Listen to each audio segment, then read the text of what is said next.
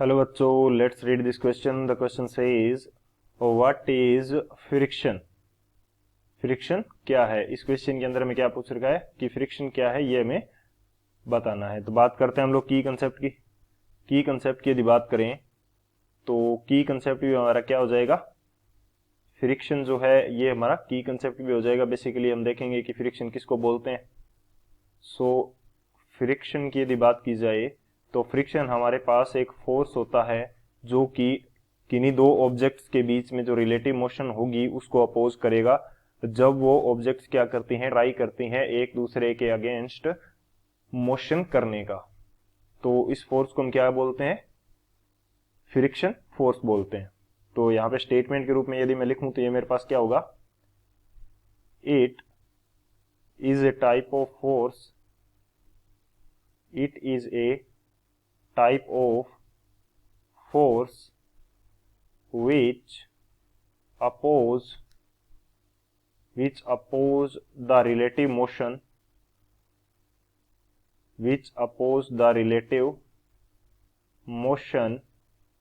between it oppose the relative motion between two objects, between two surfaces हम बोलेंगे जो कि कांटेक्ट में है, between two surfaces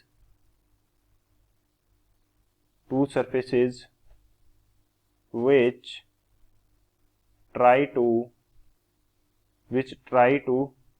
slide or roll against each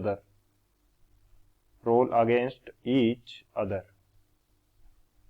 तो बेसिकली ये हमारे पास क्या हो जाएगा, फ्रिक्शन हो जाएगा। फ्रिक्शन क्या है? एक फोर्स है जो कि दो ऑब्जेक्ट्स के बीच में रिलेटिव मोशन यदि होगी तो उसको क्या करता है, अपोज करता है। और रिलेटिव मोशन किस प्रकार से होगी? जब वो दोनों सरफेसेस क्या करेंगी, एक दूसरे के अगेंस्ट या तो स्लाइड करती हैं या रोल करने का ट्राई करती हैं। तो हमारे पास क्या होता है, तो मोशन होगी और उस मोशन को अपोज करने के लिए जो फोर्स होगा वो क्या करेगा, वो कौन सा फोर्स होगा? वो फ्रिक्शन फोर्स होगा। सो ये हमारा मेन की कंसेप्ट हो गया। इस की कंसेप्ट की हेल्प से इस क्वेश्चन को सोल्व करते हैं। सॉल्यूशन की यदि बात की जाए तो इसके लिए एग्जांपल से हम इसको समझने की कोशिश करते हैं। जैसे कि मैं मान लेता हूं हमारे पास क्या है, दो ऑब्जेक्ट हैं। ये ऑब्जेक्ट मेरी फर्स्ट ऑब्जेक्ट हो जाएगी, इसके ऊपर एक ऑब्जेक्ट रखी गई है जो कि हमारी सेकंड ऑब्जेक्ट है। अब सेकंड ऑब्जेक्ट के ऊपर मैं एक फोर्स अप्लाई करता हूं, एफ एक्सटर्नल, यानी कि जो एक्सटर्नल फोर्स होगा ये इसको राइट साइड में मूव करवाने का ट्राई करेगा तो इसके अगेंस्ट इसकी मूवमेंट को रोकने के लिए एक फोर्स जनरेट होगा। इन दोनों कॉन्टेक्ट सरफेस के बीच में वो फोर्स लगता है और उस फोर्स को हम क्या बोलते हैं, फ्रिक्शन फोर्स। और फ्रिक्शन फोर्स को हम रिप्रेजेंट करते हैं एफ आर से। सो एफ आर हमारे पास क्या है, फ्रिक्शन फोर्स हो जाएगा, friction force.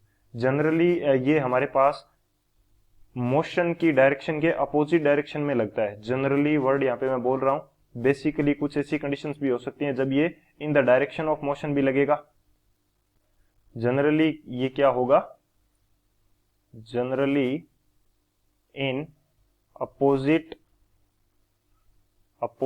Direction of motion, in opposite direction of motion. Motion की डायरेक्शन की क्या होता है, अपोजिट होता है।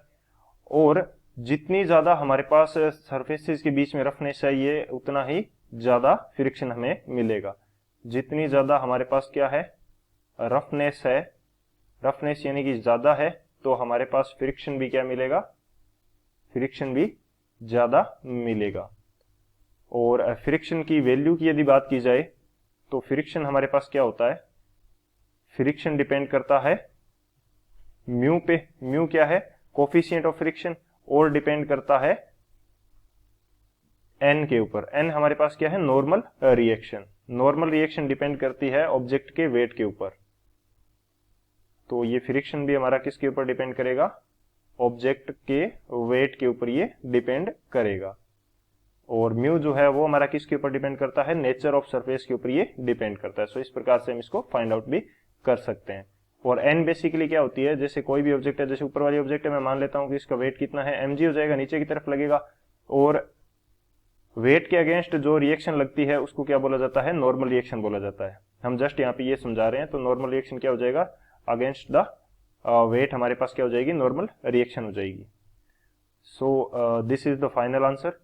I hope you understood it well. Best of luck. Thank you.